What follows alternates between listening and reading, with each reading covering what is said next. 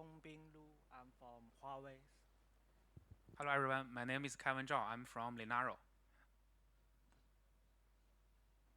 So today we are going to first give our introductions, and then we talk about the OpenStack Zun, and then talk about the Virtual Kubelet, and then we talk about the OpenStack provider for the Virtual Kubelet.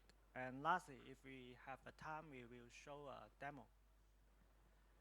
So today the container is hot, and the rise of the container like the Dockers and the container orchestration platform like the Kubernetes, it creates a lot of debates, and especially against the VMs and the OpenStacks. There are discussions that's like if the Kubernetes, what is the future of the Kubernetes? Is the virtual machines or is the containers? Or will the Kubernetes start to replace the hypervisors, or it will even start to replace the OpenStack? And so those are the different point of view of the futures.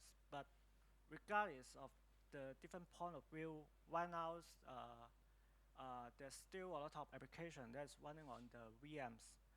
So, so if you have a users and their application is in the containers, so what you want to provide is Kubernetes clusters.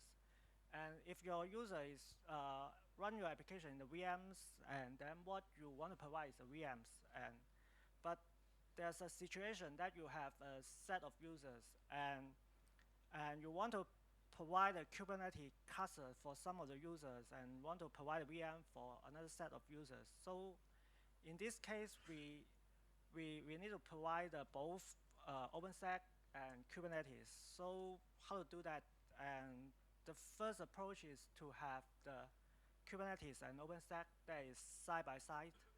And this approach is sort of need to have some kind of the capacity planning, because we need to decide or we need to guess and estimate how many resources we are going to allocate for the Kubernetes clusters and how many resources we need to allocate for the OpenStack.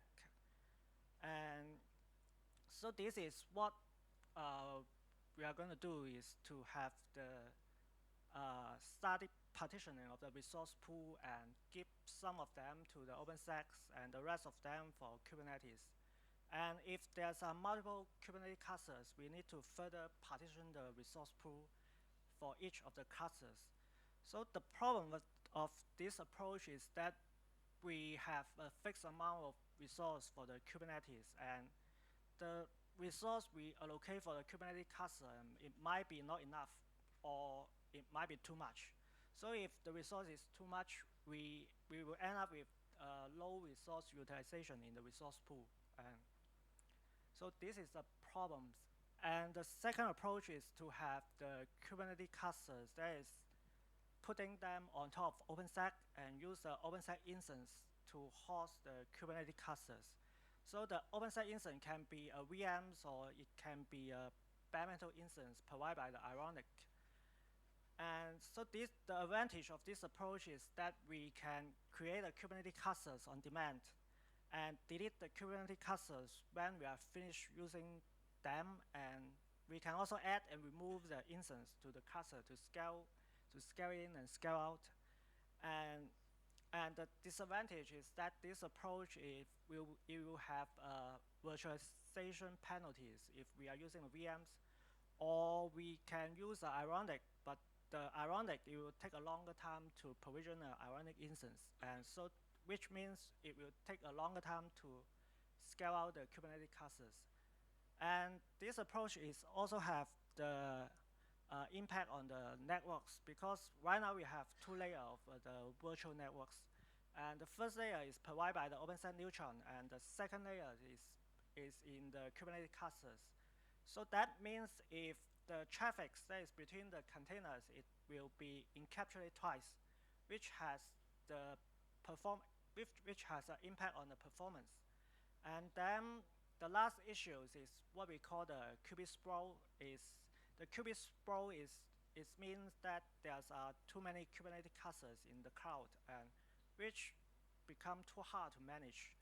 The reason why we might have multiple Kubernetes clusters instead of one, because the Kubernetes cluster is don't have the model of the strong multi-tenancies. So in some case, we might need to use the whole Kubernetes cluster to isolate the applications. But fundamentally, this approach also have the resource utilization problems.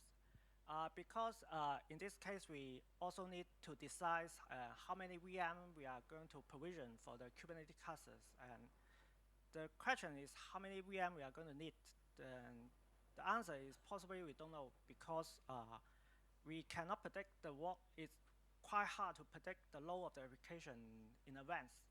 So what to be safe and what we might need to do is to provision more VM than we actually need, so that we have the extra capacity for the load that is not planned.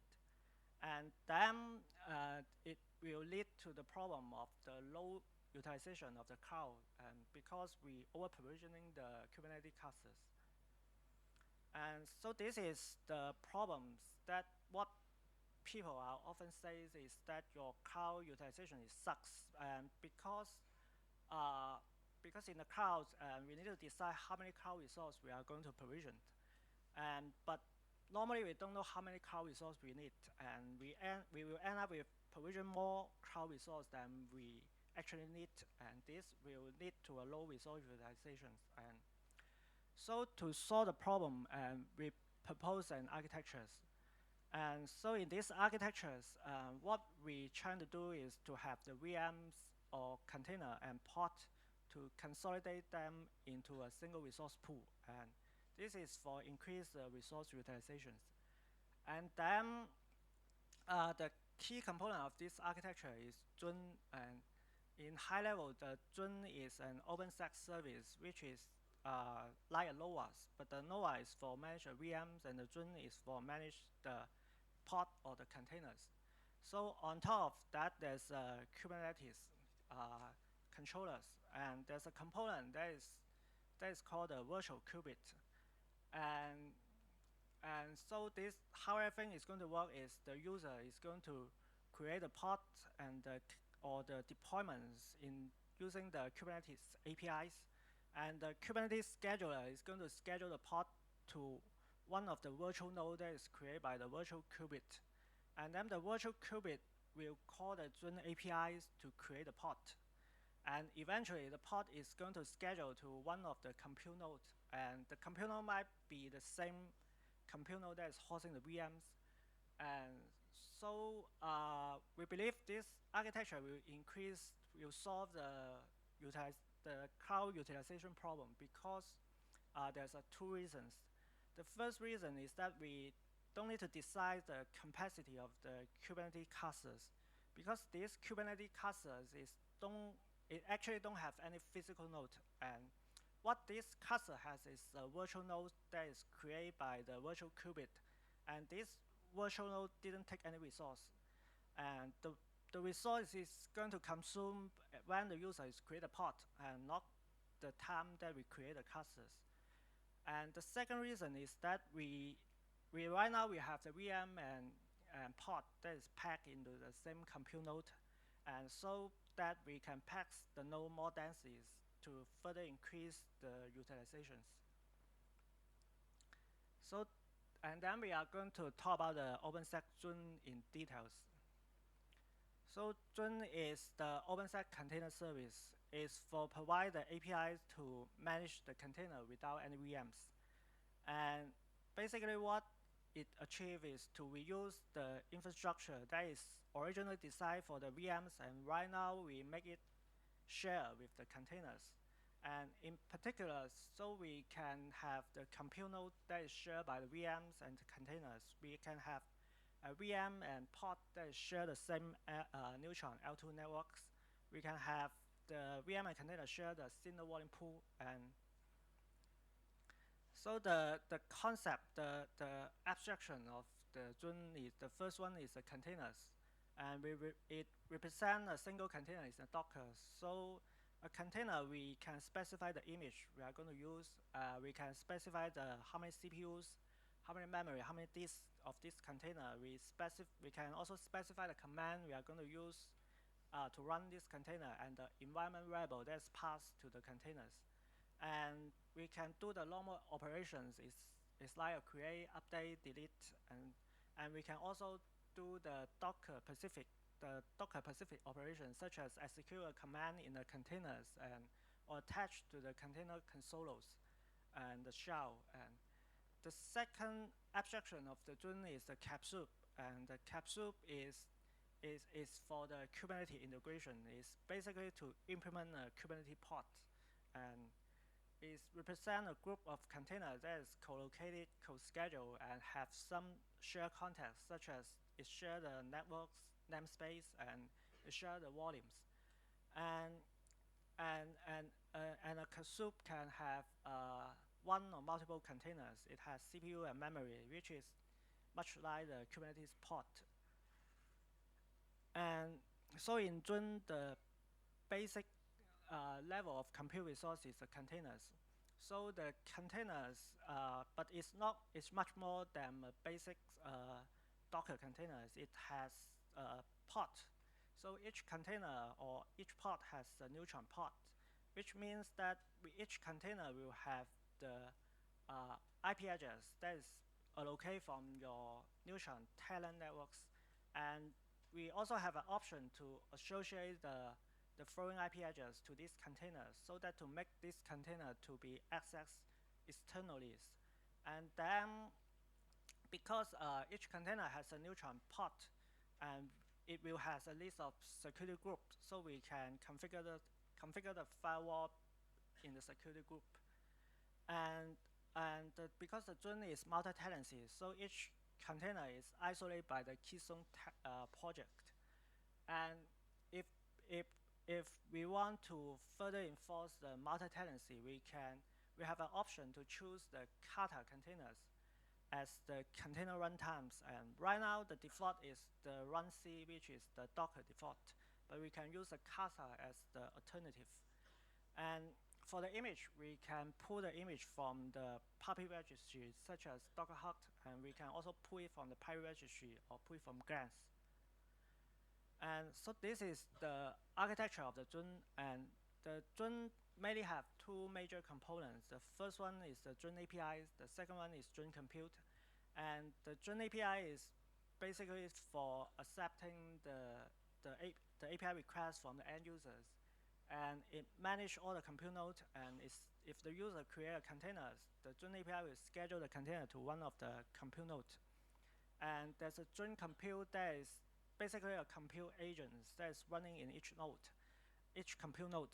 And it manages the local containers and it also checks the local compute resource in the compute node. And the Zun Compute is interact with the Dockers to create and manage the containers. And there's a queries, and the query is the Docker plugins for the Docker network plugins. And what the query provides basically to do a neutron pod binding for the containers. And a neutron pod binding is basically means that we need to create the WAN pairs and plug one end of the WAN pairs to the virtual switch that is managed by the neutron, and push the other end to the network namespace of the containers, so that the containers can communicate with the neutron, can connect to the neutron networks. And there's a keystone, and keystone is for authentication and role-based access control. And there's a placement that is for coordinate the scheduling decision of the containers.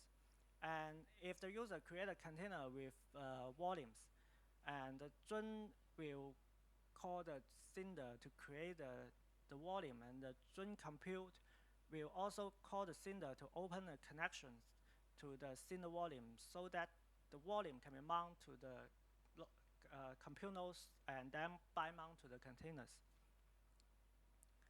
So for the scheduling, first, each Zun Compute will report to the placement about the local resource, such as how many CPUs and how many memory that is available.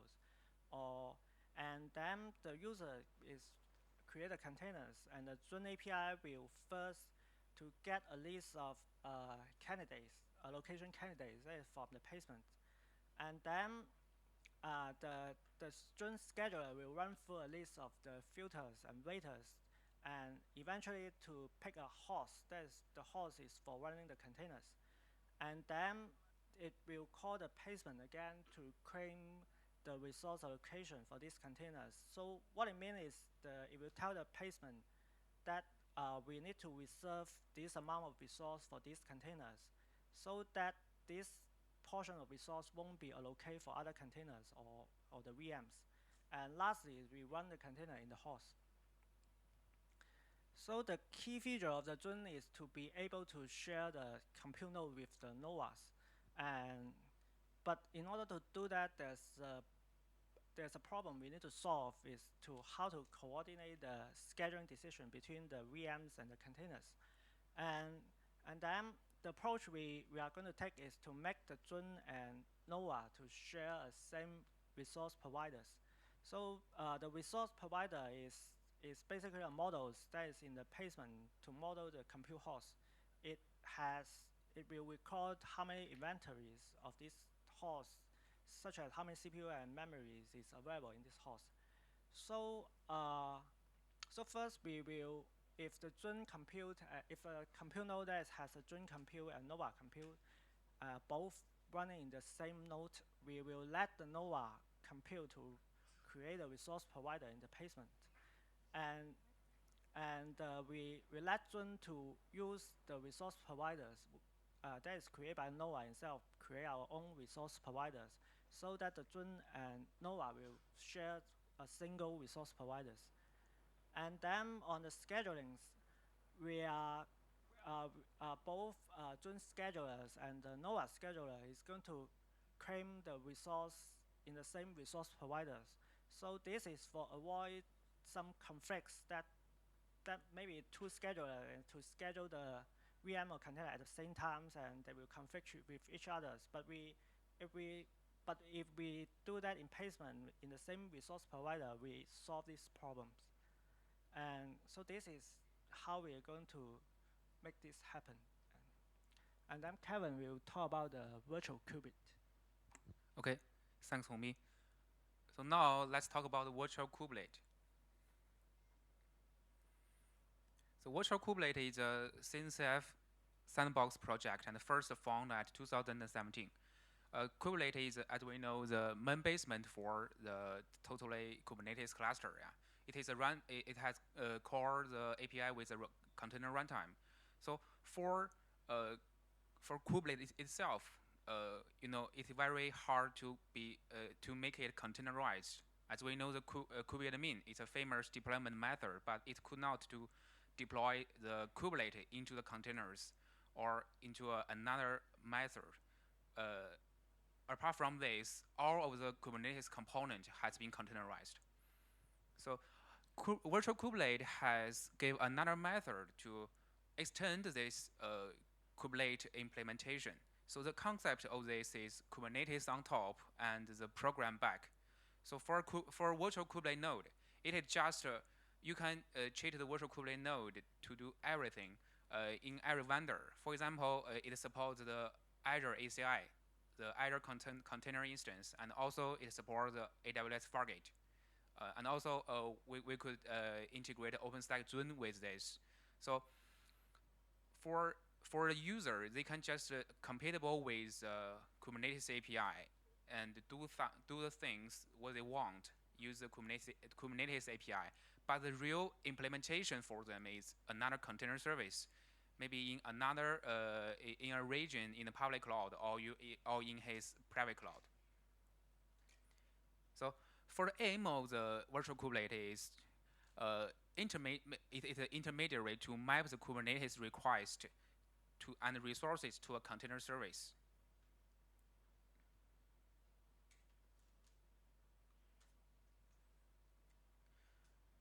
Also, there are two main parts of the virtual kubelet. I see. First is the blue one, virtual kubelet framework. So now it has been abstracted to two main controllers. The first one is a pod lifecycle controller, and the other one is a node lifecycle controller. So we know the controller is a most famous operator frameworks in Kubernetes. So the controller is run something like the round robin, and it will always cheat the difference and cheat the changes, and do some things accordingly. So the node pod lifecycle controller will deal with the pod that has been assigned to the virtual node, and the node lifecycles controller has deal with the virtual kubelet node itself. Apart from the virtual kubelet framework, there are another part. We see the red one is a provider implementation. So there are a bunch of providers, the AWS, the Azure, the OpenStack, or something else of the VMware. So there are different providers, so they need to be compatible with the same API. So there is a provider implementation to do the real jobs. For example, you have created a pod from the Kubernetes control plane, and the job has been scheduled to this virtual node, and then the real things you do from the provider implementation is the real things that you do is inside the provider implementation. So it contains about the first is the virtual node registrations, and the other is a pod and node method implementations. For example, create node or update node. It is a basic concept for the virtual kubelet with a totally Kubernetes cluster. What we say is the blue one is a real kubelet node, and the green one in the top is a virtual kubelet node. So for realizing this virtual kubelet node, the providers, for example, our OpenStack, need to do the implementations about the different functions. So create pod, update pod, the get pod status, or fill into some more information about capacity.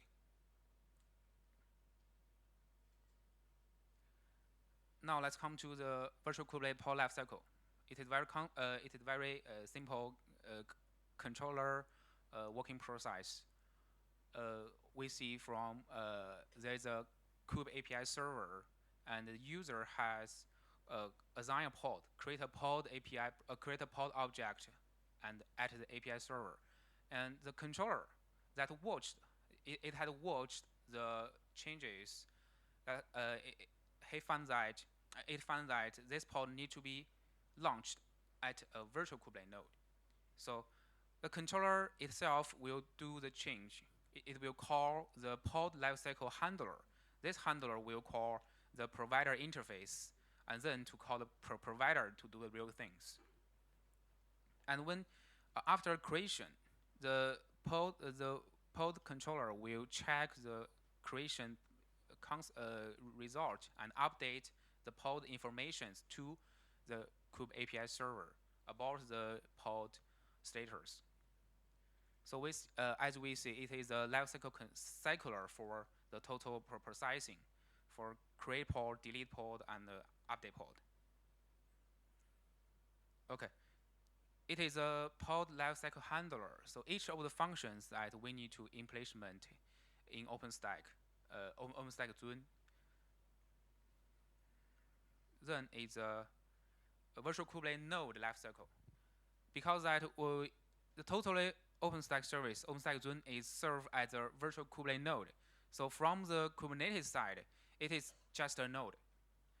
So for node, it has several healthy check status, and also some notifications, notificate node status to check the node status. Besides this, let's see how to implement the OpenStack provider for Virtual Kubelet. We have done some things. Here's a basic pictures about the Virtual Kubelet and the OpenStack Zun with a totally Kubernetes control plane. The Virtual Kubelet is served as a plugin to transfer the information from the Kubernetes to OpenStack Container Service Zun. Here is a virtual Kubelet node registration process. So when the virtual Kubelet started, it is a daemon site from Kubernetes, and it will check the provider authentications. That provider authentication may be the Kubernetes, the OpenStack authentication files that you need to call with the OpenStack resources. And after that, it will get the Zun provider resource we have defined before, because we are a definitely another cluster. Yeah, it has the capacity of the CPU, has different memories, and both of the CPU memories need to be a very significant resources that has been need to make the Kubernetes know when it is scheduling. After that, there's a registration method to transfer from the Kubernetes resources to OpenStack resources. Transfer to map the Kubernetes node, the OpenStack resources to Kubernetes, because both the node models in Kubernetes and OpenStack, they are different. So the metadata information need transfer. For example, the resources from the resources of the CPU, memory, a disk, and other supported resources. For example, we maybe in the future to support the GPU, and others that has been very important in node registration is for the node tenants in Kubernetes, and node labels, also the node system information. For example, the architectures and the operation system. After the transfer information, we will have our node metadata informations, and it will be sufficient for registration in a virtual Kubernetes in Kubernetes. So it will call it will open a node object and create the node object in Kubernetes. We will have a virtual Kubernetes node. Here is several functions that we need to implement, and we have already finished implement in OpenStack provider. So for pod operations, we know when we are do some things from Kubernetes side, the real implementation is inside OpenStack side. So there is several methods for pod operations for get pod, create, delete, and update. Another is a node operation about node information sync. And in the final, we can see there's a Gopher Cloud because that the Gopher Cloud is the OpenStack Golang client. We should transfer from the Kubernetes side is a Golang based, and the OpenStack side is a Python based. So there needs a Golang client to talk with the OpenStack cluster. And after the information passed from Gopher Cloud to the OpenStack side, the container or the pod will be created. So in order to map the Kubernetes side pod to the OpenStack side, we have created another concept for pod group that's called Capsule. Yeah. So I know Homi had referred before. So the container capsule is a pod implementation in OpenStack Zun, and it has one sandbox container and multi containers. And for the volume support, the volume has been shared to each container. And the feature is just the same as Homi referred. Yeah, it's a basic unit in Zun, and it shares the same network namespace. It's co-located and co-scheduled and share the resource limited. Okay, so let's have a demo. Sure. Yeah.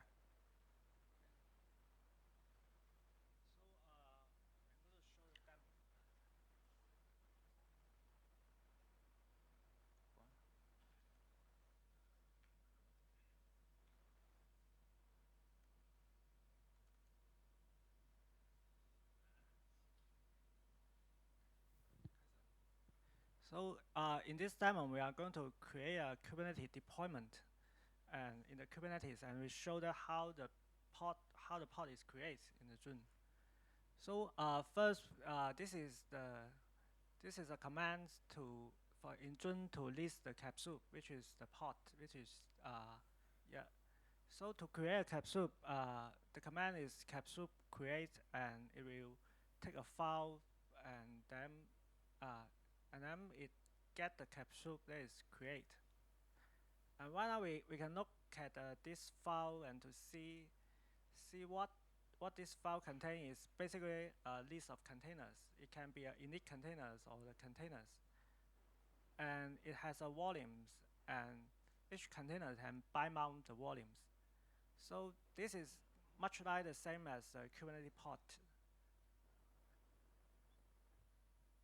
So we list all the capsule in Zun again, and we see that right now this capsule is running, and so we try to access the IP address of this capsule, and we can see that it can be accessed. And so, so this is how the API is about the capsule, and then we are going to use the Kubernetes to create a deployment. So first we need to create a virtual node, and the commands. So the virtual nodes, the command to create that is virtual qubit. So first we need to run the virtual qubit process. And after the virtual qubit process running, we can see that right now this Kubernetes cluster has another node, which is called a virtual qubit. And this node is a virtual node. It's registered, it's for the OpenStack Zun. And so right now we are going to create a deployment in Kubernetes. So first we see this is the deployment we are going to create, and it's the same as the Kubernetes deployment, but it has a tolerations, which means that it tells the Kubernetes scheduler to schedule this pod to the virtual node.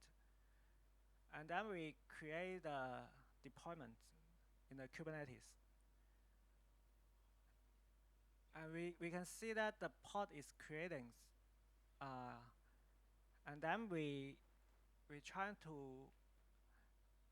right now the pod is running.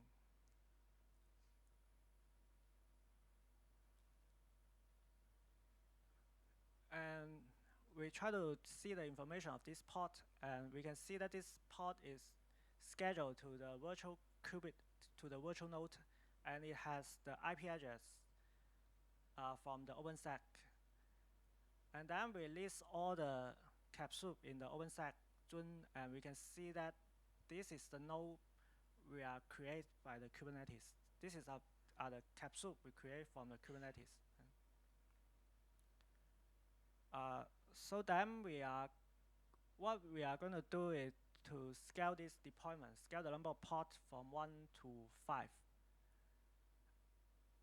And then we do an update, we apply these deployments. And then we check the pod, we can see that the totally 5 pod that is creating. And we list all the capsule in OpenStack Zun, and we can see that all the pod is created in the Zun, in OpenStack Zun. And we make sure all the pod is running.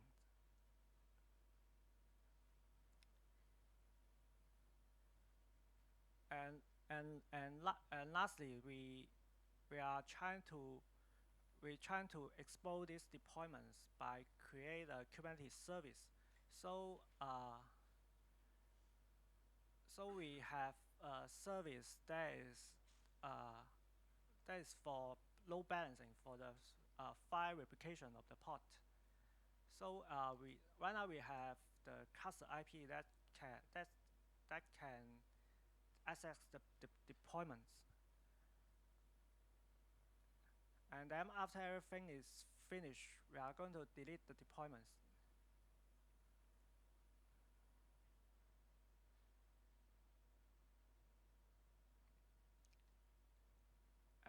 And we check the pod, we can see all the pod is deleting. And we check the list of capsule in the Zun again, we see that all the pod is gone. And so this is a short demo that shows that how the OpenStack provider is going to work. Okay. So any questions?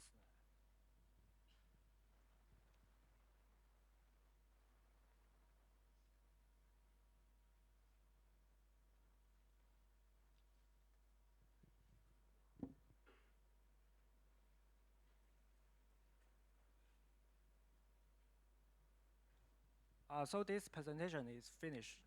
So if you have any questions, you can ask.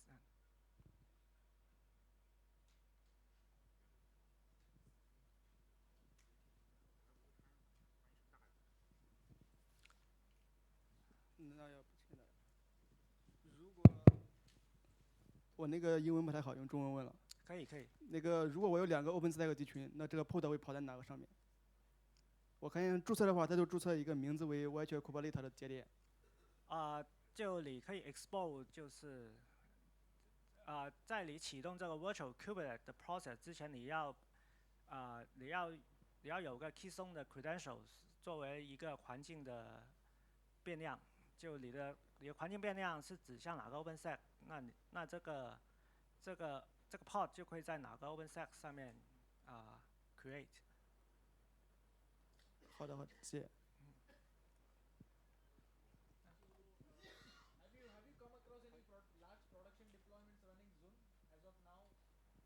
Sorry, you might want to use a microphone because I don't hear. Hi, thank you for sharing this valuable content. I was just asking, have you come across any large production deployments which are utilizing the Zun service along with the virtual machine workloads side by side? Yeah. So the only use case we hear is from a company that is using the OpenStack Zun for the big data, and so is the Chinese Union Pace, and they use a Zun to do the virtual machines and pods side by side, so that they can do the big data accordingly. Yeah. I see. So if I have to introduce the service in an existing deployment, are there any radical changes I have to make to the existing architecture just to fit in virtual kubelet and this whole, or can it just be introduced as another service which is allowing you to provision container workloads? Is that how simple it is? Or, yeah. Yeah. So what you need is to install the OpenStack, right? And after you install the OpenStack, you have the option to install the Zun as additional service. And I don't think it need any kind of change to your existing OpenStack deployments. And what you need to do is to have install another service. And okay, thank you very much. Yeah.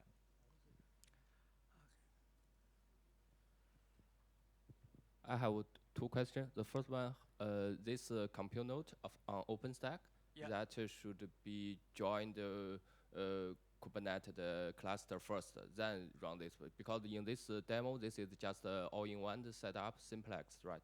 But for multi-nodes, we first need a compute node, join that Kubernetes the cluster, and run on that Kubernetes, run that the daemon side for this virtual Kubernetes. Is that correct? So there's two. There's first is Kubernetes, and Kubernetes has a virtual node, and then there's an OpenStack, and each OpenStack also have a compute node. So the virtual node is just one. Normally it's just one. So the entire OpenStack, they have many compute nodes. So for the registrations, and if you run the virtual qubit process, it will register a virtual node in the Kubernetes. And for the compute node, that is on the OpenStack side. And if you run the Zun compute, which is the agents, if you run the agents, it will register the compute node in the OpenStack. So this is 2 things and how the node is going to register. Yeah, I mean, how to register that the virtual Kubernetes node? Okay, I guess your question is you need a real node first, right? Yeah. Yes, of course. You need a real node first, and then the virtual kubelet process could be running as a real node. Okay. And also, you mean the compute node in OpenStack? So they don't need to join the Kubernetes cluster. So they can just join the OpenStack clusters, and all the OpenStack clusters could be represented as a one virtual kubelet node in the Kubernetes. Okay. Yeah. Another question about, you mentioned that the melted tendency that support the Kata container that will be configuration for the Zun configuration for that backend, right? Yes. So in the Zun, you specify what are the runtime you are going to use. So by default, it uses a Docker default, which is a 1.6, but you can specify the Kata container as a runtimes. Okay, thank you. Yeah. When you create a deployment with multi-replicates, and there will be multi-Zen capsules created, and I want to know the capsule created by Zen will located in which computer node is determined by Kubernetes or by the OpenStack Zun about the scaling problem. It's decided by the OpenStack Zun. So if you create a deployment in the Kubernetes, and the virtual qubit will create if the deployment has 5 pods, and the virtual qubit is going to create a 5 pod, and how to schedule the 5 pod is decided by the OpenStack size. And yeah, is that answer your questions? Or? Yeah, okay. Thank you.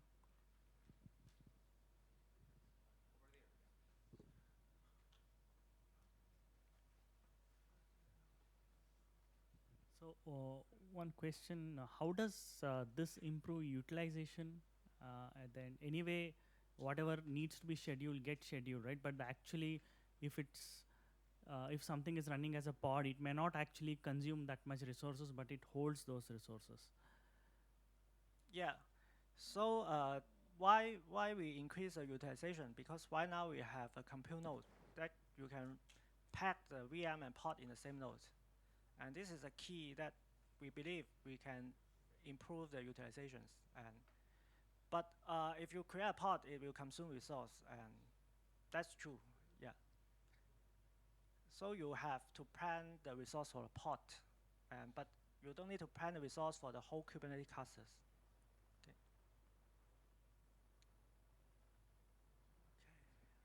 Can you get a microphone? Yeah. One clarification I wanted is there what does Virtual Kubelet provide over the traditional kube builder and the operator SDK way of extending Kubernetes itself? So what is the extra benefits that you get from Virtual Kubelet in this case? So the virtual qubit is just a bridge to the APIs to the OpenStack side. So what we want to achieve is you create a pod in Kubernetes, and actually the pod, we want to run the pod in OpenStack. And this is what the virtual qubit is going to do, is to see how many pods we are creating in Kubernetes, and we run those pods in OpenStack. And does that answer your questions? Or no, I was just wondering if the same thing can be achieved through traditional kube builder operator SDK, or why it cannot be. That's the normal de facto standard of how things are implemented, right, in Kubernetes. What is there more granularity provided by Virtual Kubelet, or? No. So in the traditional the Kubernetes cluster, each node you have the qubit. Yes. And what a qubit doing is just manage all the containers in this host. It won't manage the containers at the other service. So if you want to create a pod in the OpenStack, you need a virtual qubit. Okay. Yeah.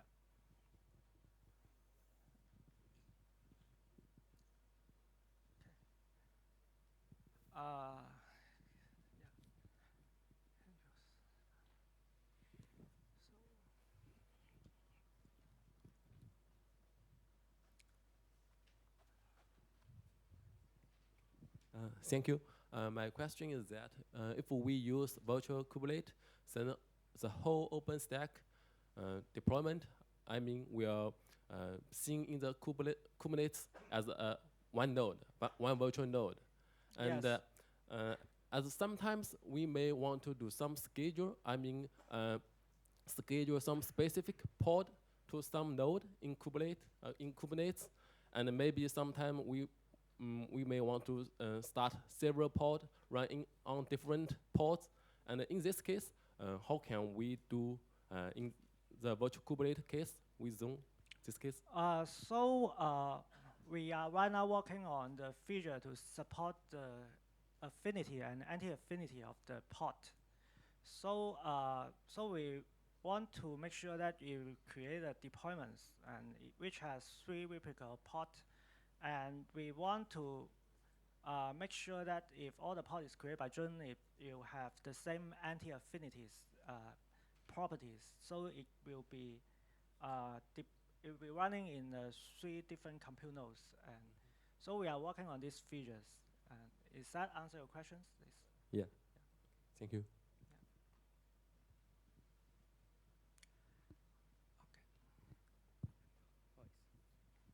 I have a question. You just mentioned the pods scheduling is decided by Zun. Yes. So the Kubernetes is good at orchestration and scheduling. I don't think this method can take advantage of Kubernetes. So how about we use the Kubernetes to do the scheduling problem? So if you really want the scheduling that is on the Kubernetes side, what you really want to do is to register each physical node to the Kubernetes, so you have multiple virtual nodes. And you can do that, or you can have a single node. And then if you have a single node, then the OpenStack will do the scheduling. So if you really want the Kubernetes to do the scheduling, you can have the multiple virtual nodes. To deploy a virtual kubelet on every node? No, no. Virtual Kubelet is just a process. It's running in the Kubernetes control plane. It's not running in the node. So the Zun agent will be deployed on all the compute nodes, right? Yes. Okay, thank you. I have one more question. We have an OpenStack cluster with multi-computer node, and when we start a virtual Kubernetes node, the resource information in the cluster about the virtual Kubernetes node is the whole resource information about the OpenStack cluster, and only the node in the class, only the node in the virtual node. 就是说，如果我有一个 OpenStack 集群的话，有多个计算节点。如果我启动了一个 Virtual Kubelet 的进程，它那个 K8s 集群中关于那个 Virtual Node 的那个节点的资源信息的话，是有所有OpenStack 集群的信息，还是只有它所在的一个节点的那个资源的信息 ？OK， 这个是它会，就是你在注册节点的时候，你需要从 K8s， 就是从 OpenStack 集群中捞取到它所有的信息。就是 OpenStack 会给你提供它这整个集群的信息，然后整个集群的信息会不会用来注册在 K8s 里面？就是在注册之前的话，需要先你需要通过 OpenStack 的 API 获取它的那个整个集群的信息。对，你需要一个 method， 这个 method 的它做的就是获取这个集群的信息。好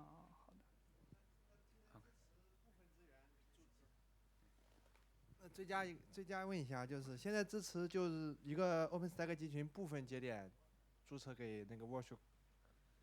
暂时还没有这个支持的方式，对吗？